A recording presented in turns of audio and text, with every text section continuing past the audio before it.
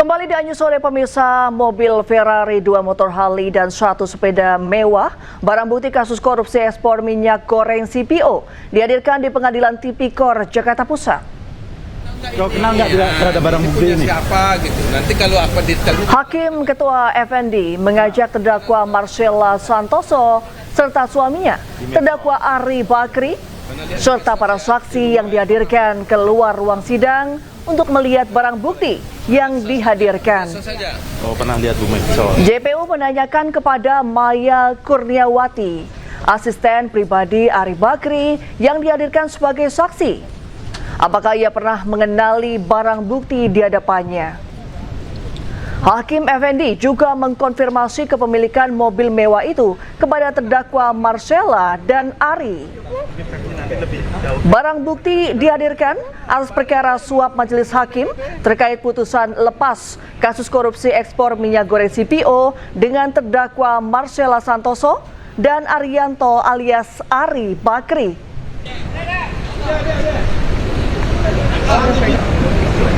dia kenal nggak? Kau kenal nggak terhadap barang bukti ini? Siapa gitu? Ya, kita ke informasi lainnya pemirsa. Gubernur Jakarta Pramono Anung meninjau langsung pembongkaran tiang monorel di sepanjang jalan HR Rasuna Said, Kuningan, Jakarta. Ya, Gubernur dan Wakil Gubernur Jakarta Pramono Anung dan Rano Karno mengecek langsung pembongkaran monorel yang akan dilaksanakan pada Rabu malam. Pembongkaran monorel dikerjakan oleh Pemprov Jakarta secara bertahap pada malam hari di jalur lambat. Meski tidak ada pembongkaran di siang hari, namun petugas kepolisian tetap bersiaga untuk memastikan keamanan, keselamatan, ketertiban, dan kelancaran lalu lintas.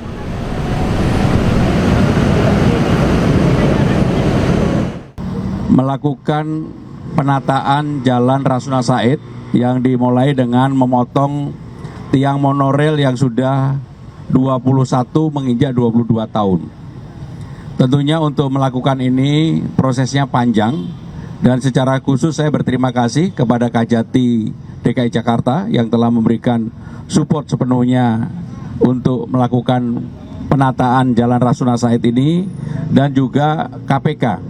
Karena pada waktu itu secara khusus saya juga melaporkan kepada KPK supaya tidak ada permasalahan di kemudian hari. Saudara-saudara sekalian, untuk biaya pembongkarannya sendiri sebenarnya 254 juta. Kemudian untuk penataan secara keseluruhan, nanti ada jalan, ada selokan, ada taman, kemudian ada pedestrian, diperkirakan 102 miliar rupiah. Sehingga sekaligus saya ingin meluruskan bahwa yang 100 miliar itu bukan motongnya hanya 254 juta rupiah. Ada 109 tiang monorel sampai dengan ujung Jalan Rasuna Said, semuanya akan ditata rapi, dan saya meyakini ini akan membuat Jalan Rasuna Said menjadi jalan yang semakin baik, dan mudah-mudahan. Dan pemirsa, untuk mengetahui informasi selengkapnya kami telah terhubung dengan rekan Wenda Nura di Jalan HR Rasuna Said, Jakarta. Selamat sore Wenda, bagaimana persiapan pembongkaran monorel di sana? Ya, selamat sore Reni dan juga pemirsa. Saat ini saya berada langsung di Jalan Rasuna Said, Jakarta Selatan, di mana di Jalan Rasuna Said ini terdapat 109 tiang monorel yang sudah mangkrak lebih dari 20 tahun. Dan memang selama lebih dari 20 tahun ini tiang monorel dibiarkan begitu saja, namun pada hari ini tadi sudah juga diresmikan oleh Gubernur DKI Jakarta dan juga Wakil Gubernur DKI Jakarta Bapak Pramono Anung dan juga Bapak Rano Karno, di mana tiang monorel ini sudah resmi akan dibongkar, dan untuk pembongkarannya ini akan dilaksanakan pada malam hari nanti mulai pukul 11 malam hingga pukul 5 pagi. Dan nantinya tiang monorel ini tentunya akan dirapihkan, dan juga nanti akan ada penataan jalan seperti pelebaran jalan, penataan taman, juga penataan trotoar atau pedestrian begitu. Dan jika kita berbicara mengenai tiang monorel yang akan dibongkar ini, tentu ini mendapat respon positif dari masyarakat Jakarta, terlebih lagi dari pengguna jalan seperti yang bisa Anda lihat di layar televisi Anda, Reni, tiang monorel ini berada tepat di tengah jalan. Sehingga jika kita berbicara mengenai keindahan tata kota, tentu ini juga mengganggu begitu ya, mengganggu keestetikan kota. Dan juga jika berbicara mengenai keamanan, bisa dilihat tiang ini berada tepat di tengah jalan, sehingga jika ada pengendara yang baru pertama kali melintas di Jalan Rasuna Said ini, tentu dan juga jika kurang fokus, ini tentu bukan hal yang tidak mungkin, bisa saja menabrak tiang monorel ini begitu. Dan kejadian itu sudah sempat terjadi sebelumnya. Jadi dengan adanya pembongkaran dan penataan ulang di Jalan Rasuna Said ini, tentu besar harapan estetika ataupun keindahan tata kota Jakarta ini menjadi lebih baik lagi. Dan tidak hanya baik saja, tetapi juga keselamatan pengguna jalan juga bisa lebih. Ya, baik, terima kasih Wenda atas laporan Anda. Selamat sore dan selamat bertugas kembali. Pemirsa, hari ini tiang monorel mangkrak di Jakarta akan dibongkar, dan berikut informasi jadwal pembongkaran monorel yang perlu Anda simak.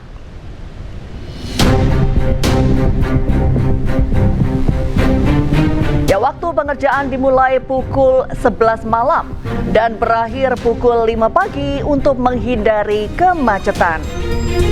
Skema pengalihan lajur, alat berat ditempatkan di jalur lambat, kendaraan dialihkan masuk ke jalur cepat.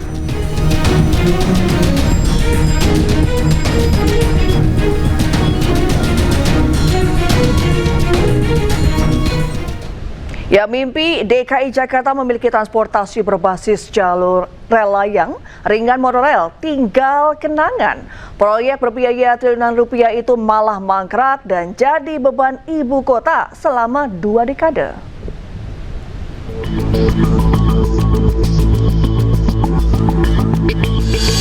Tiang-tiang monorel yang terpancang di sepanjang Jalan Rasuna Said, Kuningan, Jakarta Selatan ini hanya jadi hiasan di tengah megahnya kota Jakarta. Tiang monorel ini mangkrak selama 2 dekade. Tak hanya mengganggu keindahan kota, tiang-tiang beton ini kerap memicu kemacetan, bahkan mengakibatkan kecelakaan fatal.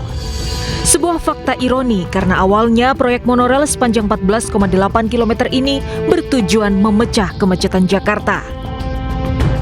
Menurut aku sih mendingan dicabut karena agar luas jalannya.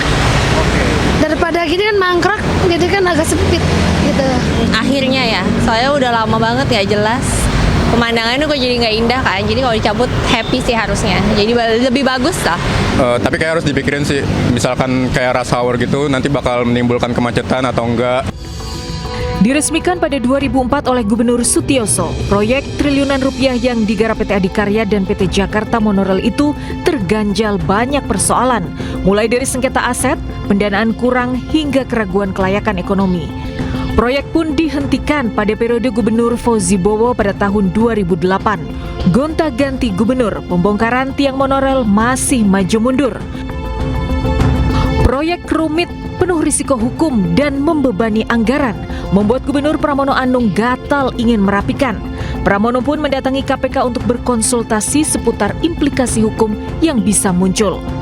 Anggaran 100 miliar rupiah pun disiapkan untuk membongkar tiang monorel dan menata ulang kawasan tersebut menjadi lebih indah dan ramah bagi pengguna jalan.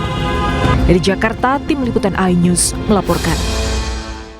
Ya, kita beralih ke informasi selanjutnya, pemirsa. Ramainya isu superflu di tengah musim hujan membuat sebagian masyarakat resah.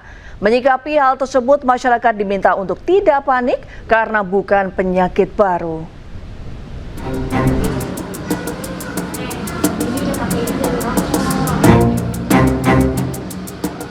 Isu superflu yang beredar di masyarakat saat musim hujan mendapat tanggapan dari Suku Dinas Kesehatan Jakarta Selatan. Suku Dinas Kesehatan Jakarta Selatan menegaskan bahwa superflu bukanlah penyakit baru dan tidak termasuk dalam diagnosis medis. Untuk itu masyarakat diminta untuk tidak panik. Jadi superflu yang berkembang di masyarakat ini sebenarnya adalah influenza musiman yang sama seperti influenza sebelumnya. Tidak ada varian baru, tapi ini adalah influenza A, H3N2, subclade K. Nah, ini gejalanya sama seperti flu-like syndrome lainnya, seperti demam, menggigil, batuk, dan pilek serta nyeri menelan. Pengobatan influenza ini pun tidak berbeda dengan flu pada umumnya, yaitu bersifat simptomatis atau mengatasi gejala yang dialami pasien. Sebagian kasus diantaranya bahkan bisa sembuh dengan sendirinya. Kendati demikian, vaksinasi dan proteksi pribadi menjadi penentu agar virus tidak menyerang daya tahan tubuh. Masyarakat juga dihimbau untuk terus menerapkan perilaku hidup bersih dan sehat, seperti rajin mencuci tangan, mengkonsumsi makanan bergizi, istirahat cukup, serta menggunakan masker saat berada di kerumunan atau saat kondisi tubuh kurang fit. Proses penyembuhannya adalah self-limiting disease. Khasnya di influenza itu adalah self-limiting disease, artinya memang akan sembuh sendiri. Tapi asalkan memang tidak ada faktor infeksi bakteri yang masuk atau ada di populasi rentan, itu yang harus lebih diperhatikan. Hingga saat ini belum ditemukan kasus influenza A di Provinsi DKI Jakarta. Kendati tidak ditemukannya kasus, Sudinkes Jakarta Selatan juga memastikan seluruh fasilitas kesehatan di Jakarta siap menangani kasus influenza, mulai dari puskesmas hingga rumah sakit rujukan. Dari Jakarta, Selena Yahya, Leman, dan Rizky Falupi, iNews melaporkan. Sebuah minibus terbakar di Jalan Raya Purworejo, Magelang, Jawa Tengah. Tidak ada korban jiwa akibat peristiwa ini, api padam 1 jam kemudian.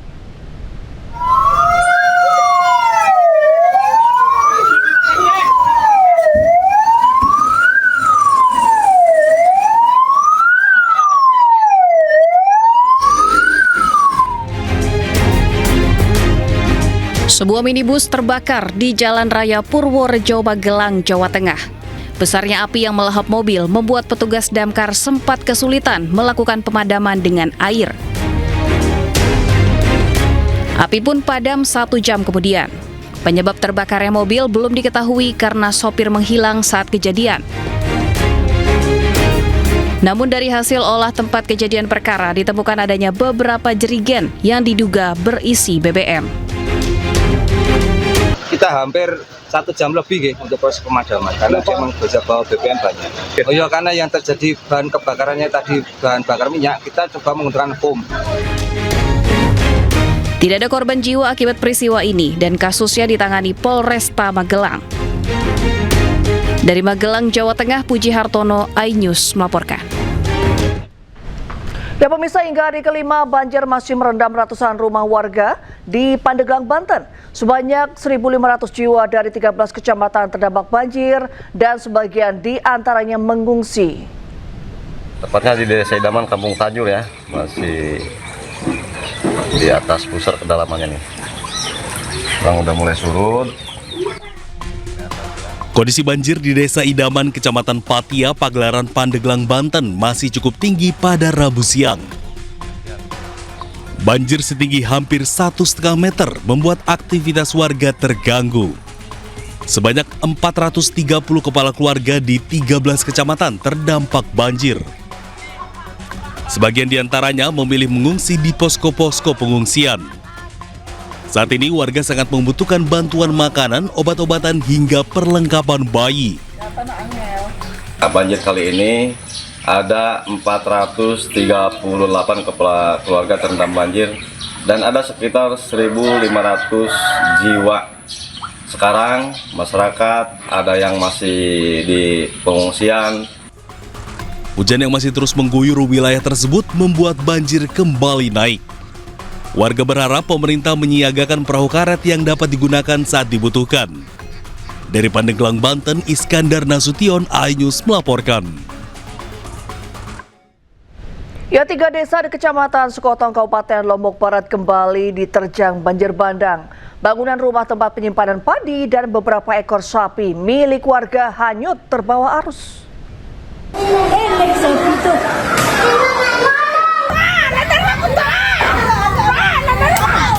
Tingginya curah hujan sejak 2 hari terakhir membuat air sungai meluap dan merendam 3 desa di Kecamatan Sekotong, yakni Desa Sekotong Tengah, Desa Taman Baru, dan Desa Buwun Mas. Menurut data sementara, sebanyak 2.300 kepala keluarga dengan 6.902 jiwa terdampak banjir. Fasilitas kesehatan desa lumpuh dan 3 fasilitas pendidikan harus diliburkan selama 3 hari ke depan. Itu hanyut semua, bahkan sapi untung aja bisa selamat bisa menyelamatkan diri. Ini bisa sampai 1 ton lebih. Nah, saking derasnya air hujan ini, maka ini aja bisa terbawa arus sampai beberapa meter. Pemerintah setempat telah melakukan upaya evakuasi warga dan melakukan tanggap bencana serta antisipasi adanya banjir susulan karena curah hujan diprediksi masih tinggi. Dari Lombok Barat, Nusa Tenggara Barat, Muzakir, iNews melaporkan. Pemirsa, banjir di Kabupaten Pati terus meluas hingga merendam Jalan Pantura Pati Juwana sejak Senin malam. Ketinggian air yang mencapai 20 cm menyebabkan Jalan Pantura macet parah sepanjang kurang lebih 3 km.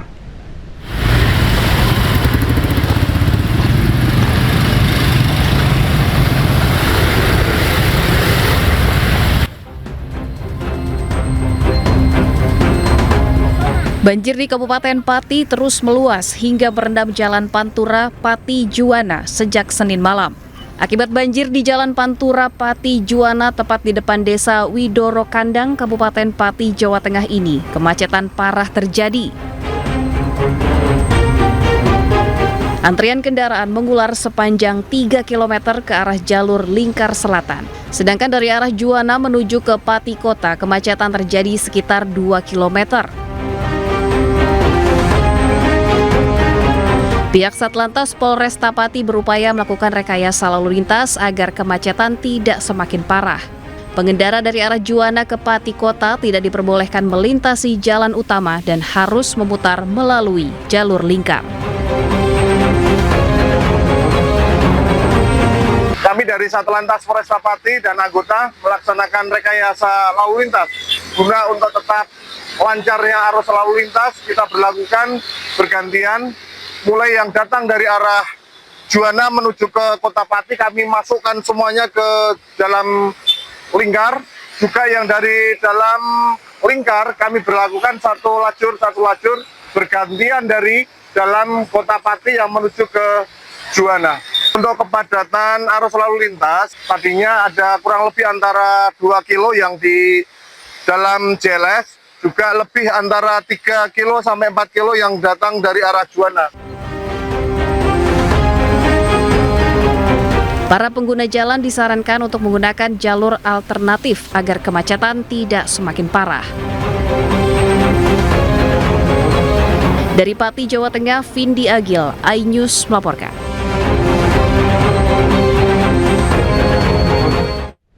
Dan untuk mengetahui informasi selengkapnya, pemirsa, kami telah terhubung dengan jurnalis iNews Vindi Agil di Pati, Jawa Tengah. Selamat sore rekan Vindi, bagaimana kondisi terkini di Pati? Benarkah banjir semakin meluas? Selamat pagi Reni, rekan yang ada di studio. Saat ini saya sedang berada di jalur lingkar selatan atau JLS yang mana diketahui banjir di sini semakin meluas. Pasalnya ada 20 kecamatan, 120 desa di Kabupaten Pati saat ini masih tergenang banjir. Dan di belakang saya bisa dilihat sendiri rekan, arus jalur Juwana ini masih tersendat karena beberapa bagian itu masih tergenang air setinggi 20 cm. Begitu rekan yang ada di studio. Baik, untuk warga apakah ada yang dievakuasi? Karena tadi Anda menyebutkan bahwa 20 kecamatan tergenang banjir, Vindi. Data yang kami dapatkan dari pihak BPBD, ada sekitar 700 warga yang sedang mengungsi dan beberapa warga masih tetap bertahan di rumah karena masih mempertahankan rumah mereka dan sembari bersih-bersih dan lain sebagainya begitu. Kemudian di beberapa wilayah seperti daerah Bulu Manis, Kidul dan lain sebagainya itu belasan rumah warga juga mengalami kerusakan tanah. Rumah mereka hampir rata dengan tanah. Begitu rekan. Tadi disebutkan kalau jalur alternatif sempat mengalami kemacetan, kalau sekarang apakah sudah mulai terurai, Vindi? jalur di sini masih dalam status keadaan padat merayap ya. Mereka pihak Satlantas Polresta Pati ini mulai melakukan rekayasa arus lalu lintas sejak pagi tadi. Jadi yang dari arah Surabaya ini dilewatkan jalur alternatif, begitu pula yang dari Kudus itu diarahkan melewati jalur Jaken dan Jakenan supaya kemacetan ini bisa terurai dan tidak semakin parah. Pasalnya rekan yang ada di studio, jalan di sini selain terkena banjir, mereka juga jalan-jalan di sini juga mengalami kerusakan tanah. Lubangnya sangat banyak sekali sehingga sering menyebabkan kecelakaan dan lain sebagainya. Begitu rekan. Baik, selain tergenang banjir, jalan juga mengalami kerusakan. Apa saja penanganan yang sudah dilakukan oleh pemerintah? Sejauh ini pihak Satlantas Polresta Pati baru mengatur pengalihan arus lalu lintas, dan mungkin nanti kemarin pemerintah Kabupaten Pati sendiri sudah menyurvei dan mengunjungi warganya, menampung aspirasi mereka yang nantinya mungkin jalan ini yang mulai rusak dan berlubang akan diperbaiki. Begitu rekan. Baik, terima kasih rekan Vindi atas laporan Anda dari Pati. Selamat bertugas kembali dan selamat sore. Pemirsa, banjir di Kabupaten Kudus, Jawa Tengah meluas hingga ke jalan raya. Genangan air merendam jalan raya akibat hujan deras yang mengguyur terus-menerus.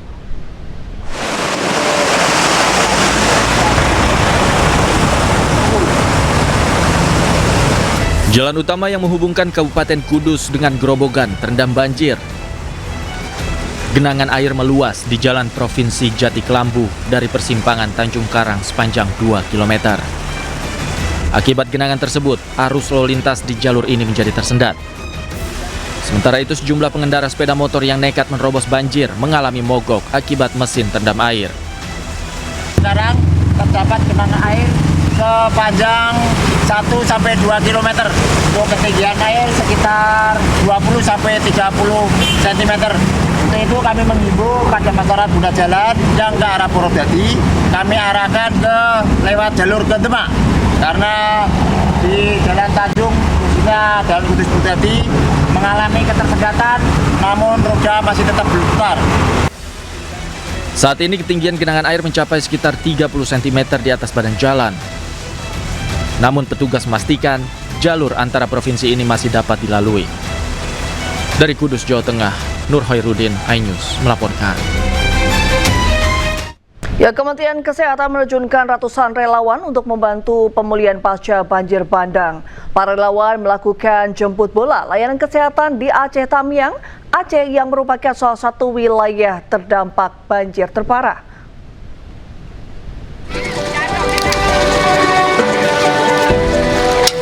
Tim relawan tenaga kesehatan harus menempuh perjalanan darat dan dilanjutkan dengan perjalanan menyusuri sungai menggunakan perahu kayu untuk mencapai Desa Sekumur, Kecamatan Sekerak, Aceh Tamiang, daerah yang hingga kini masih sulit dijangkau akibat banjir bandang. Di desa ini, relawan kesehatan dari Kementerian Kesehatan dan pemerintah daerah membuka posko kesehatan darurat dengan pola pelayanan dari pagi hingga malam. Para relawan kesehatan juga menyapa warga dari rumah ke rumah, terutama warga yang tak mampu menjangkau fasilitas kesehatan. Pasca banjir bandang yang menerjang Aceh Tamiang, keluhan kesehatan pun bermunculan. Relawan tenaga kesehatan pun terus berupaya memberikan pelayanan kesehatan hingga ke daerah dengan akses paling sulit. Jadi ya saya mau membantu gitu. Nggak semua orang seberuntung saya, Pak. Ada yang rumahnya hilang, ada yang keluarganya sakit bahkan meninggal, bahkan ada juga yang mayatnya itu nggak ditemukan gitu kan. Jadi ya penderitaan saya tuh nggak seberapa gitu dibandingkan mereka. Jadi ya saya mau membantu gitu. Dengan juga banyak yang mohon maaf ya, banyak pikiran, jadi tensinya rata-rata pada naik. Yang kedua, yang ketiga sakit-sakit kulit, gatal-gatal baik di kaki maupun di tangan. Yang keempat paling banyak itu radang-radang sendi itu banyak juga.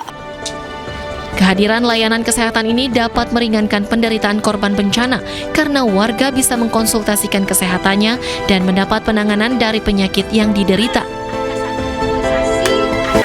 Alhamdulillah. Pernah pakai ini nggak?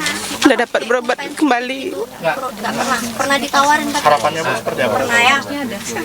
Ini Pak, ini nanti yang bantuannya dari Ke depannya. dua macam ya. Semoga obat-obatan kayak gini biar berlanjut lebih lama gitu. Karena akses jalan mau turun ke rumah sakit pun masih susah. Banjir di Aceh Tamiang Aceh tak hanya merusak rumah warga, namun juga melumpuhkan fasilitas kesehatan di tingkat desa. Pemerintah melalui Kementerian Kesehatan dan Dinas Kesehatan memastikan penanganan krisis kesehatan pasca bencana akan terus dilakukan secara bertahap dan berkelanjutan, hingga fasilitas kesehatan kembali pulih dan warga dapat mengakses layanan kesehatan secara layak. Dari Kabupaten Aceh Tamiang Aceh, Stephen Patinama, iNews melaporkan. Dan pemirsa, kita kembali ke informasi banjir di Kabupaten Kudus, Jawa Tengah. Dan untuk mengetahui informasi selengkapnya, kami telah terhubung dengan Bupati Kudus, Bapak Samani Intakoris. Selamat sore Bapak, apa kabar? Selamat sore, Assalamualaikum para pemirsa iNews. Waalaikumsalam Bapak, bagaimana kondisi terkini di Kudus Bapak? Banjir sudah mulai surut atau belum? Kondisi Kabupaten Kudus untuk genangan masih terjadi di beberapa titik, ada 6 kecamatan, ada kurang lebih 51 desa yang terdampak, dan ada 7 titik untuk pengungsian para pengungsi yang berada di pengungsian-pengungsian tersebut. Dari pemerintah Kabupaten Kudus bersama Forkopimda, TNI, Polri, BPBD, seluruh OPD yang ada termasuk relawan semuanya ikut mendukung membantu dalam rangka penanganan bencana alam, termasuk pihak-pihak swasta juga. Baik, 51 desa yang terdampak, kawasan mana yang paling parah Bapak?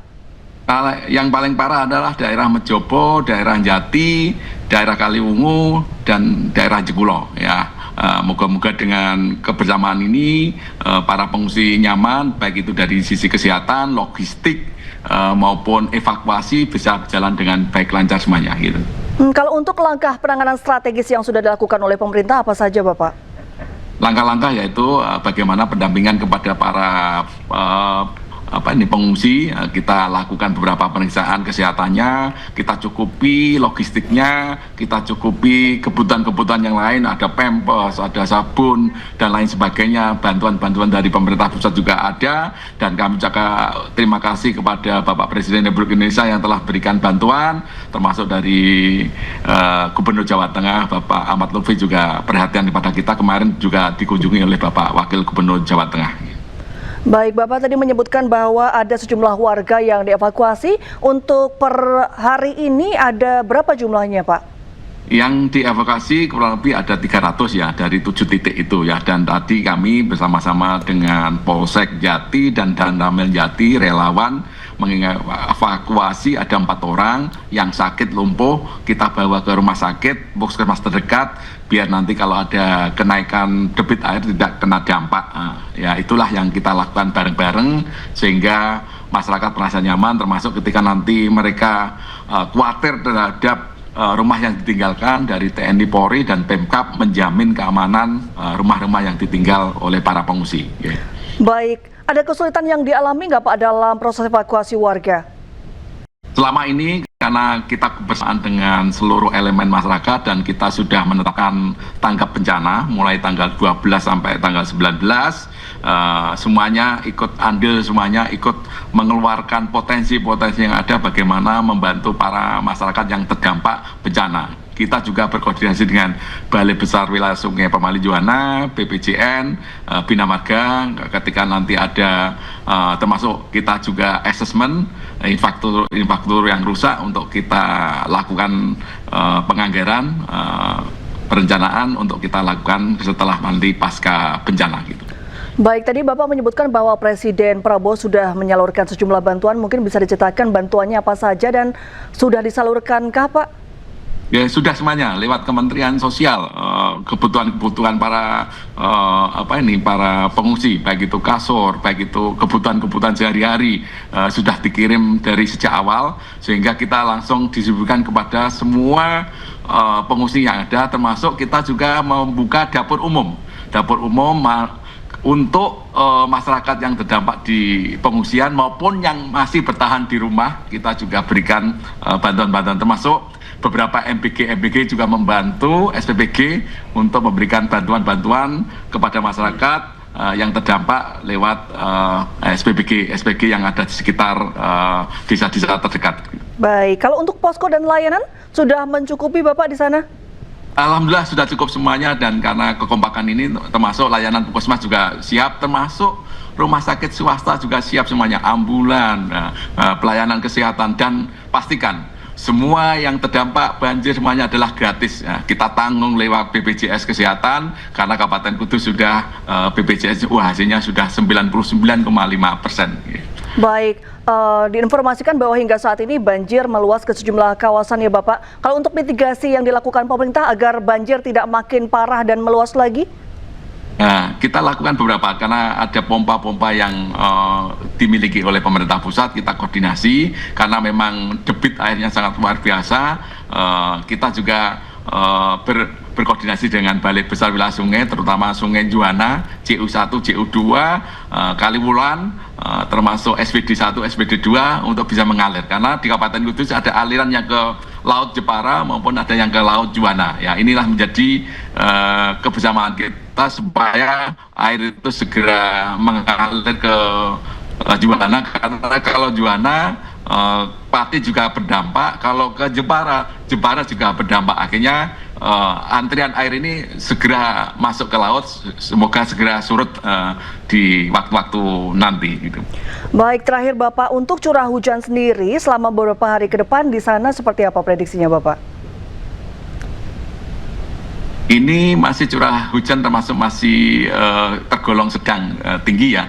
Artinya sampai tanggal 18 menurut perkiraan dari BMKG yang sudah dikeluarkan ini, kita bersama-sama ya, kita juga imbau kepada seluruh OPD yang ada di Kabupaten Kudus tidak bisa keluar kota ya, kalau kecuali ada kepentingan-kepentingan yang sangat krusial, mereka harus konsentrasi, dan kita bagi juga pos-pos yang diperlukan OPD kita bagi, membackup untuk tempat-tempat yang terdampak untuk kita bantu bareng-bareng ya, sehingga kita di bawah koordinir oleh BPBD, ya, dikomandoi juga oleh BPBD juga, dan dipantau oleh Forkopimda, baik oleh Pemkab, oleh TNI Polri, dari Polres, juga itu hadir semuanya, dari Kejaksaan juga hadir semuanya, sehingga kita kompak bareng-bareng dalam rangka mengatasi bencana ini, dan kita berdoa semoga bencana ini segera selesai, kondisi genangan segera surut, dan masyarakat bisa beraktivitas kembali. Amin Bapak, terima kasih sudah bergabung dengan iNews Sore. Selamat sore dan salam sehat selalu. Terima kasih atas perhatiannya, mohon doanya semoga Kabupaten Kudus segera pulih. Baik Bapak, amin. Ya, Gunung Merapi di Kabupaten Agam, Sumatera Barat kembali erupsi. Erupsi melontarkan abu vulkanik setinggi ribuan meter di atas puncak. Masyarakat diimbau tidak memasuki radius 3 km dari kawah, serta mewaspadai potensi lahar dingin saat hujan.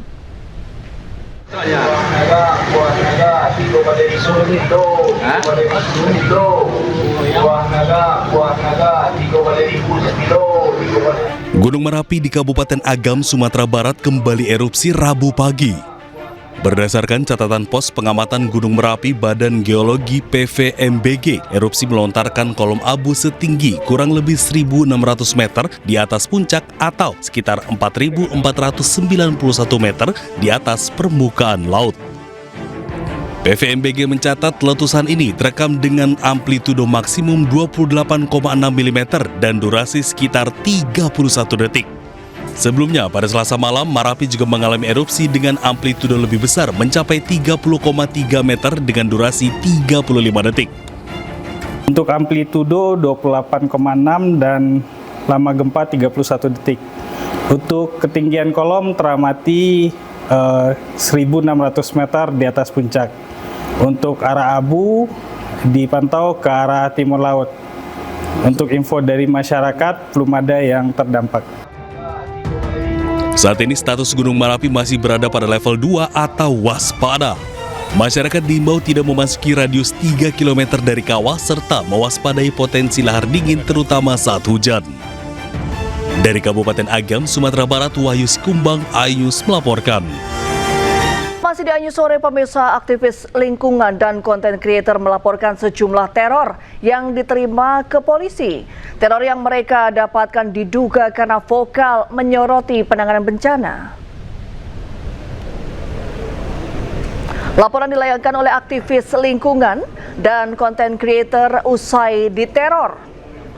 Beragam teror mereka terima, mulai dari peretasan nomor ponsel hingga ancaman untuk menghapus konten tentang penanganan bencana di Sumatera. Para korban berharap polisi bisa mengusut tuntas kasus teror yang diterima oleh sejumlah konten creator dan influencer. Kami mendapatkan beberapa informasi, banyak influencer juga yang mendapatkan teror, tapi mereka tidak melapor agar kemudian situasi ini tidak berlanjut. Dalam artian mereka juga memiliki rasa takut gitu ya, bahwa teror-teror ini benar-benar terjadi. Jadi saya rasa itu 3 pesan kami, dan kami berharap pihak kepolisian dapat menindaklanjuti ini dengan baik gitu ya. Dan karena apa? Karena ada banyak teror sebenarnya, dan ini bukan cuma soal kami yang melapor hari ini, tapi kami juga meminta para pihak kepolisian untuk menyelesaikan laporan-laporan yang udah pernah dilaporkan. HP ibu saya dan HP adik saya, SIM cardnya itu kemungkinan besar dibajak. Jadi tidak bisa diakses, SIM cardnya nggak bisa buat telepon biasa, buat WhatsApp nggak bisa, buat Telegram segala macam nggak bisa. Habis itu nomor WA-nya diambil, saya ditelepon berulang kali. Habis itu saya ditelepon dengan orang tidak dikenal, suaranya laki-laki bukan ibu saya. Habis itu saya diminta untuk menghapus tadi. Habis itu saya diancam kalau Anda tidak menghapus konten Anda, maka Anda akan menerima akibatnya, dimatikan. Ya, sebagai konteks juga yang kami laporkan pada hari ini adalah terkait dengan rangkaian atau rentetan teror dan ancaman sebagaimana yang sudah disampaikan juga oleh rekan saya sebelumnya. Kami sebenarnya mendorong ke pihak kepolisian untuk memandang kasus ini secara holistik dan secara lebih makro, bahwa ini bukan tindakan ancamannya aja, tapi ada motif-motif politis yang kemudian memicu adanya ancaman tersebut. Klien kami atas nama Jansen di sini kerap menyuarakan suara-suara kritisnya gitu ya terkait dengan penyelenggaraan negara, khususnya dalam beberapa waktu belakang terkait dengan isu-isu Sumatera. Dan kemudian klien satu lagi, Mas Iqbal, sebagai aktivis lingkungan yang kemudian juga memberikan pandangan-pandangan kritisnya sesuai dengan kapasitasnya sebagai aktivis lingkungan, menanggapi beberapa isu-isu di Sumatera juga, kemudian mendapatkan ancaman yang serupa. Informasi selanjutnya, pemirsa, komika Panji Pragiwaksono juga dilaporkan ke Polda Metro Jaya atas dugaan penistaan agama buntut materi stand-up komedi Mensrea. Panji dilaporkan karena dianggap menimbulkan kegaduhan.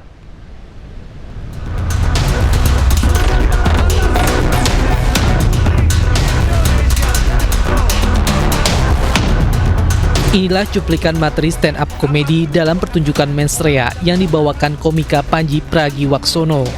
Pertunjukan ini berujung pelaporan ke Polda Metro Jaya pada Rabu malam. Panji dilaporkan Angkatan Muda Nahdlatul Ulama dan Aliansi Muda Muhammadiyah karena materi Mensrea dianggap merendahkan, memfitnah, dan menimbulkan kegaduhan. Kami melaporkan bahwa ada kasus menurut kami beliau merendahkan, memfitnah, dan cenderung menimbulkan kegaduhan di ruang media dan memecah belah bangsa begitu, menimbulkan keresahan terhadap khususnya kami sebagai anak muda Nahdliyin, pun juga teman saya sebagai Aliansi Muda Muhammadiyah begitu. Lanjuti kalau bisa ya secepatnya untuk dipanggil, untuk diklarifikasi, dan kalau memang ada berikut dengan bukti-bukti yang kita lampirkan bisa ditindaklanjuti, ya secepatnya bisa diproses begitu. Panji itu sementara Menko Polhukam periode 2019-2024 Mahfud MD dalam podcast Terus Terang menyebut akan membela Panji Pragiwaksono terkait pertunjukan stand-up komedi Mensrea tidak bisa dihukum. Mahfud menyampaikan pandangannya secara lugas terkait hukum, kekuasaan serta ruang kebebasan berpendapat yang dinilainya semakin menyempit. Seterusnya gitu.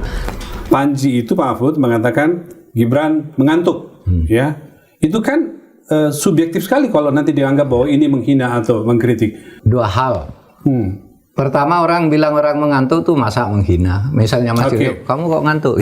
Kan apa-apa orang ngantuk biasa. Kita bisa mengatakan begitu Pak, tapi kalau aparat hukumnya mengatakan masuk kategori menghina? Tapi kalau itu dianggap menghina, khusus untuk kasus Panji Pragiwaksono ini, tidak bisa dihukum. Tidak bisa dihukum. Tidak bisa dihukum. Karena ketentuan ini dimuat di dalam KUHP baru yang berlaku sejak tanggal 2. Oh, karena waktunya dia belum mengatakan berlaku. Bulan Desember. Iya. Meskipun baru tayang sekarang lah ya, hari-hari ini gitu ya. Iya, tapi kan peristiwa pertamanya dia bilang kapan? Kalau ditayang besok tahun depan lagi, ya tetap peristiwanya itu akan dihitung kapan dia mengatakan itu. Kalau Panji tenang, Anda tidak akan dihukum. Tidak akan dihukum Mas Panji, tenang. Nanti saya yang bela. Sementara Polda Metro Jaya mulai menindaklanjuti laporan polisi terhadap komika Panji Pragiwaksono terkait pertunjukan stand-up komedi Mens Rea yang viral di media sosial usai tayang di sebuah platform layanan streaming berbasis langganan. Dari Jakarta, Tim Liputan iNews melaporkan. Berkas perkara kasus tudingan ijazah palsu Joko Widodo telah dilimpahkan ke Kejaksaan. Pelimpahan itu dilakukan pada berkas milik tersangka Roy Suryo, Rismon Sianipar, dan Dr. Tifa. Polda Metro Jaya menyerahkan berkas Roy Suryo, Rismon Sianipar, dan Dr. Tifa ke Kejaksaan. Penyerahan ini terkait kasus tudingan ijazah palsu Joko Widodo. Saat ini penyidik tengah menunggu hasil pemeriksaan kelengkapan berkas dari Kejaksaan sebelum menyerahkan para tersangka. Sementara itu 5 tersangka lainnya yaitu Egy Sujana, Kurniatri Royani, Rizal Fadilah, Rustam Effendi, dan Damai Harilubis akan diperiksa pada pekan depan. 2 tersangka diantaranya yaitu Egy Sujana dan Damai Harilubis telah mengajukan restoratif justice pada Polda Metro Jaya. Permohonan RJ-nya dan kami akan fasilitasi sebagaimana Kitab Undang-Undang Hukum Pidana maupun KUHP kita nanti sebagaimana pilihan RJ-nya dari para pihak tersebut. Sudah kami limpahkan untuk 3 tersangka yang sebelumnya. Pemirsa, sebuah kecelakaan terjadi di wilayah Tambang Emas di Kecamatan Nanggung, Kabupaten Bogor, Jawa Barat.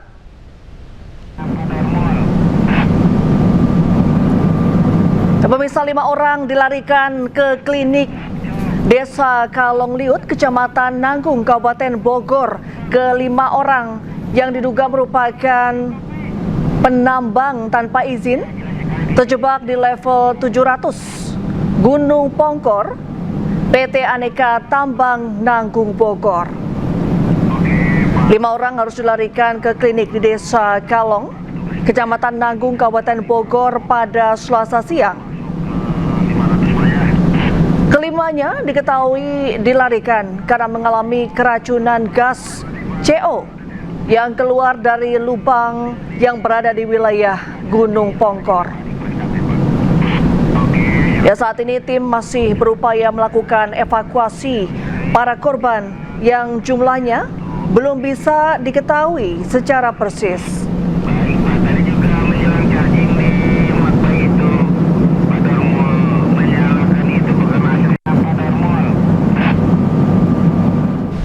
Dan pemirsa, kita sudah terhubung dengan jurnalis iNews Wildan Hidayat di lokasi meledaknya tambang emas di Kabupaten Bogor, Jawa Barat.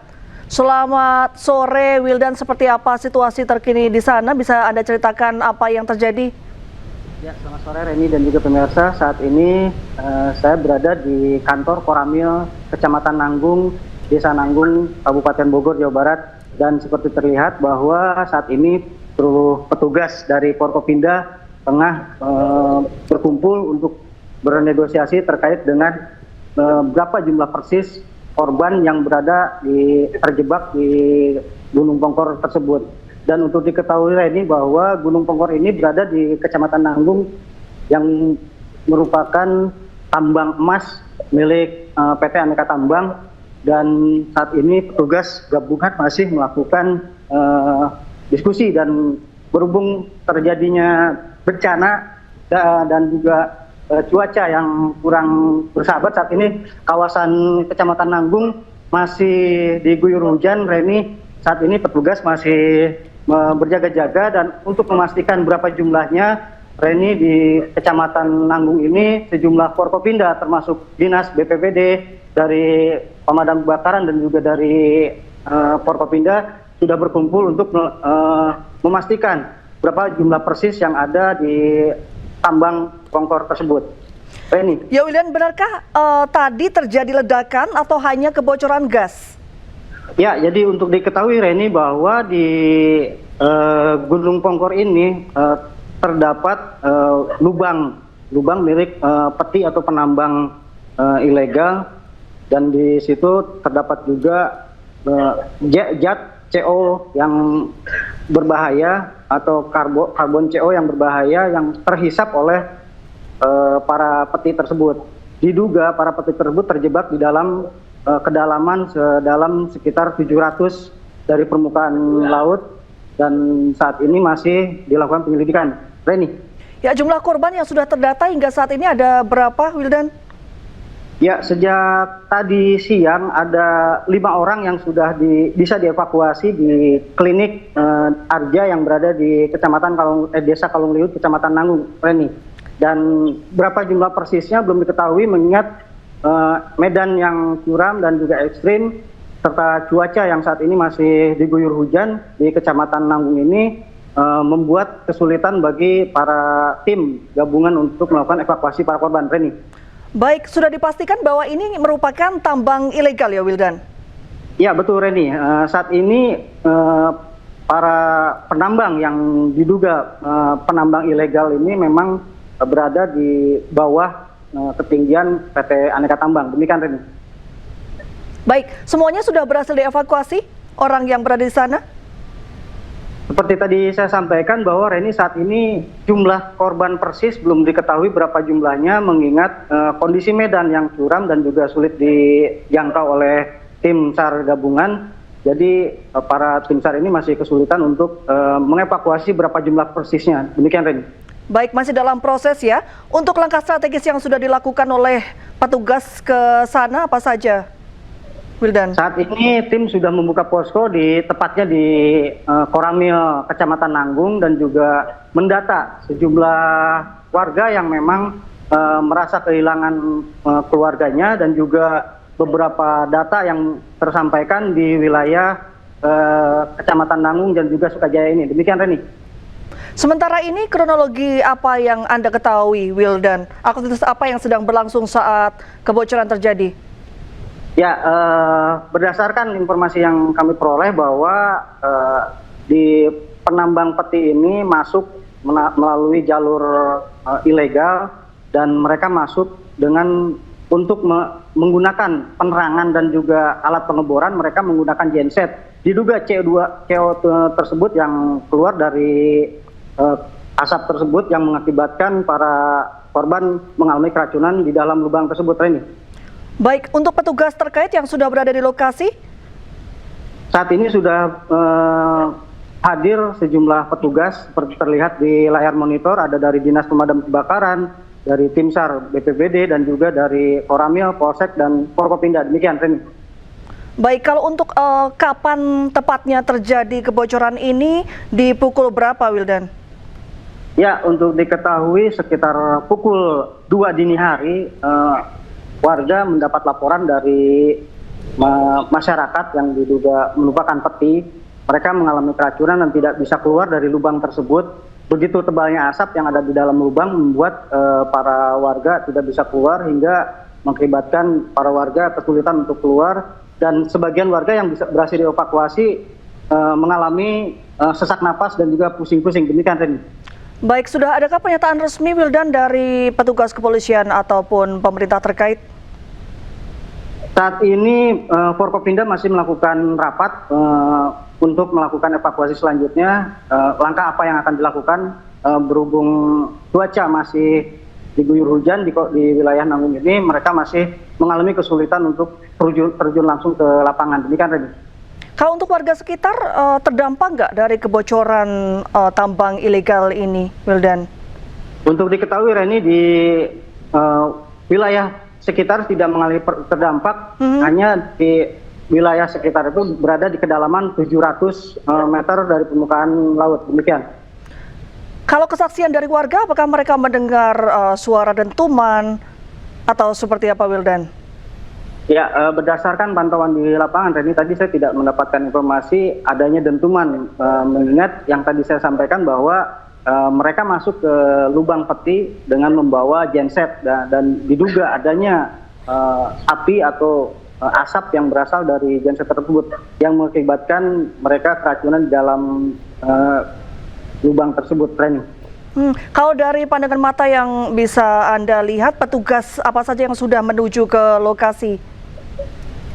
Sampai saat ini untuk menuju ke lokasi belum ada yang menuju ke sana, mengingat medan yang terjal dan juga kondisi cuaca yang tidak memungkinkan. Mereka masih tetap siaga di posko pengaduan yang ada di Koramil ini. Demikian, Reni. Baik, Wildan, kami akan terus mengupdate informasi dari lokasi Anda. Selamat sore dan selamat bertugas kembali.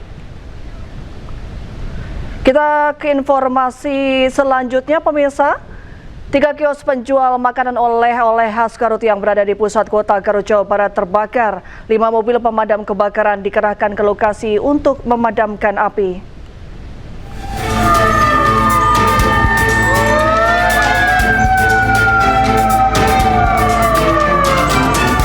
Detik-detik kebakaran kios penjual makanan oleh-oleh khas Garut yang berada di kawasan Jalan Bank, Kecamatan Garut Kota terekam video amatir warga. Kebakaran diduga berasal dari kompor penggorengan dari salah satu toko makanan. Api cepat merambat ke bangunan di sekitarnya dan memicu kepanikan warga dan pembeli makanan. Api dapat dipadamkan oleh petugas Dinas Pemadam Kebakaran Kabupaten Garut dengan menerjunkan 5 unit mobil pemadam dan 35 petugas.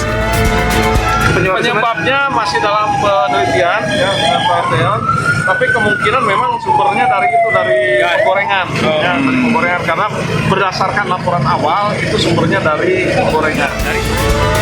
Tidak ada korban jiwa dalam kejadian ini, sementara penyebab pasti kebakaran masih dalam penyelidikan polisi. Dari Garut, Jawa Barat, Iis Solihin, iNews melaporkan. Kita ke informasi mancanegara, pemirsa. Sebuah kren konstruksi di Thailand roboh, 22 orang tewas dan puluhan lainnya terluka. Insiden robohnya kren ini terjadi di wilayah Sikiu, Nakhon Ratchasima, Rabu pagi waktu setempat.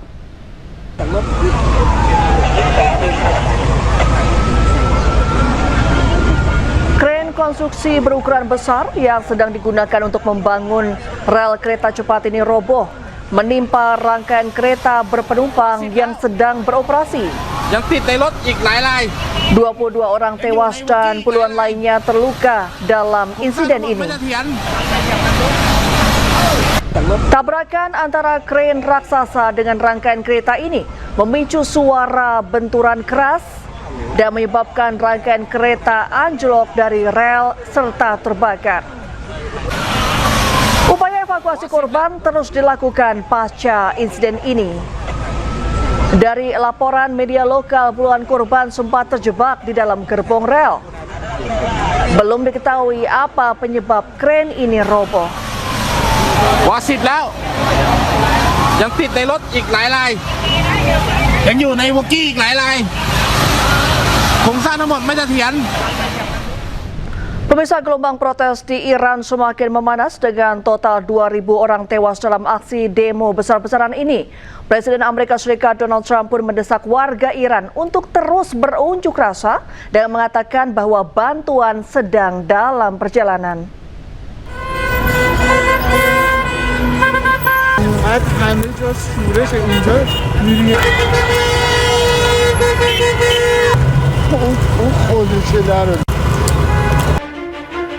Gelombang demonstrasi anti pemerintah di Iran semakin memanas dan tak terkendali. Sejauh ini dilaporkan 2.000 orang tewas dalam aksi demo besar-besaran yang sudah berlangsung sejak 2 minggu terakhir. Sementara itu, Presiden Amerika Serikat Donald Trump mendesak warga Iran untuk terus berdemonstrasi. Trump mendorong mereka yang turun ke jalan untuk berdemonstrasi menentang pemerintah yang berkuasa di negara itu. Donald Trump juga mengatakan bahwa bantuan sedang dalam perjalanan di tengah protes yang semakin mematikan di seluruh Iran. Namun, Trump tidak menjelaskan lebih lanjut apa yang dia maksud dengan bantuan, meskipun Gedung Putih telah mengatakan bahwa serangan udara termasuk di antara banyak pilihan. And by the way, to all Iranian patriots, keep protesting, take over your institutions if possible, and save the name of the killers and the abusers that are abusing you. You're being very badly abused. And all I say to them is help is on its way. You saw that I put tariffs on anybody doing business with Iran. Just went into effect today. And I say make Iran great again. You know, it was a great country until these monsters came in and took it over. Sebelumnya Donald Trump telah berulang kali mengancam akan melakukan intervensi militer apabila otoritas Teheran menembak para demonstran. Tim Liputan iNews melaporkan.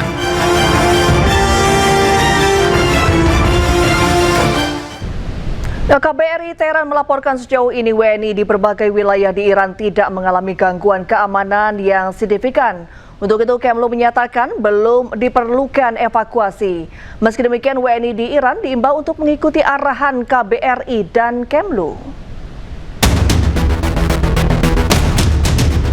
Pertama, KBRI Teheran mengimbau seluruh WNI agar senantiasa meningkatkan kewaspadaan, memantau perkembangan situasi, melalui sumber informasi resmi, menghindari lokasi pusat-pusat demonstrasi dan kerumunan massa, serta menjaga komunikasi dengan KBRI Teheran.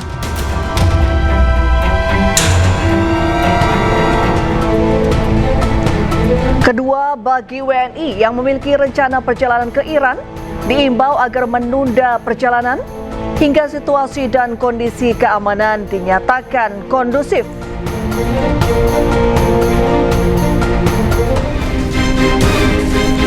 Ketiga, jika dalam situasi darurat, WNI dapat segera menghubungi hotline KBRI Teheran melalui nomor berikut. Atau hotline Direktorat Perlindungan WNI Kementerian Luar Negeri.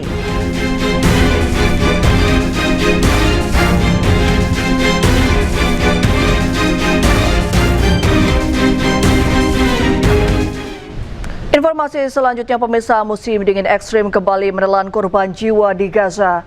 Seorang anak laki-laki berusia 1 tahun meninggal dunia akibat kedinginan di tengah krisis tempat tinggal dan minimnya bantuan kemanusiaan.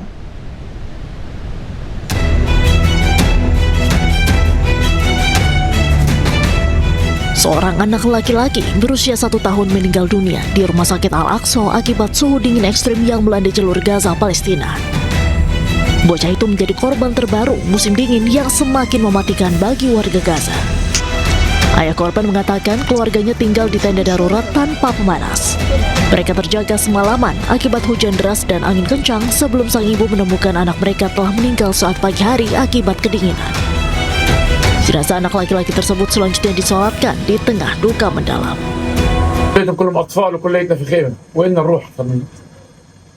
ما عنديش شيء اقول اكثر من ذلك. حسبي الله ونعم الوكيل. حسبي الله ونعم الوكيل وانا الا هنا اليه راجعون. طفل كبد الواحد كيف ارد فيه؟ لا بقدر اولع نار ولا في نار ولا في غاز ولا في حطب ولا في كهرباء ولا في دفايات ولا في حيطه. وين نروح؟ Kementerian Kesehatan Gaza mengonfirmasi saat ini jumlah kematian anak akibat cuaca di musim dingin ini menjadi 7 orang. Selain itu 3 warga meninggal dunia akibat runtuhnya bangunan, sehingga total korban jiwa menjadi 24 orang. Angin kencang kembali menerjang Gaza, Palestina. Cuaca ekstrem ini menyebabkan kerusakan luas, runtuhnya bangunan, serta menelan korban jiwa.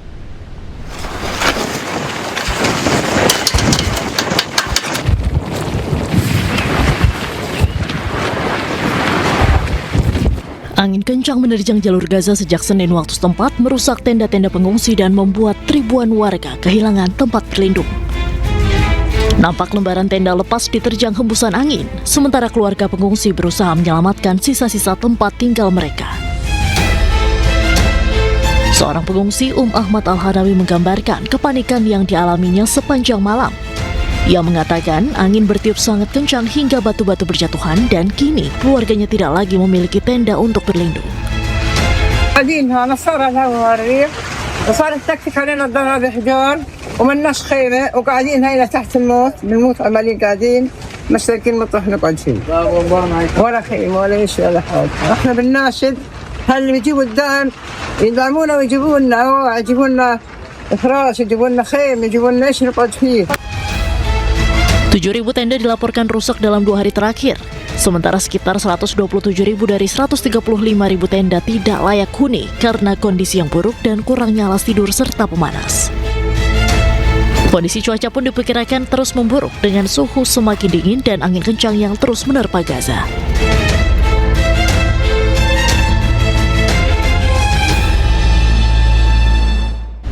Pemirsa, militer Rusia dilaporkan kembali meluncurkan serangan udara besar-besaran ke Ukraina.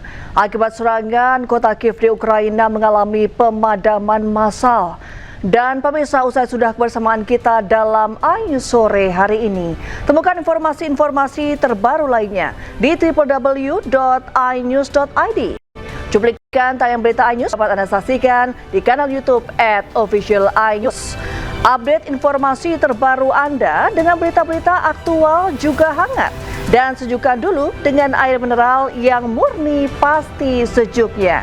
Saya Reni Armsari pamit undur diri. Selamat beraktivitas dan sampai jumpa.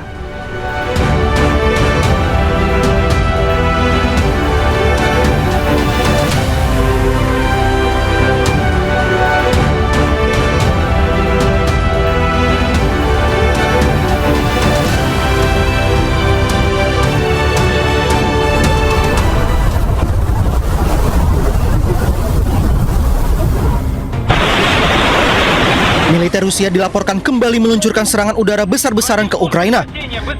Sebuah bangunan apartemen Kiev, Ukraina hancur terbakar.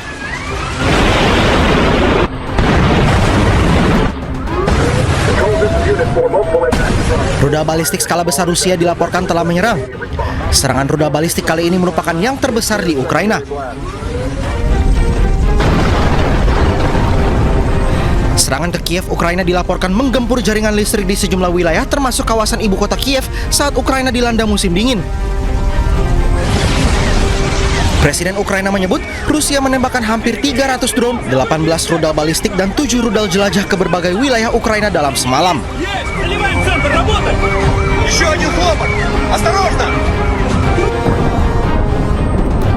Kiev dilaporkan mengalami krisis energi selama beberapa hari terakhir karena serangan udara Rusia menyebabkan pemadaman listrik massal yang berdampak ke lebih dari 500 kompleks permukiman.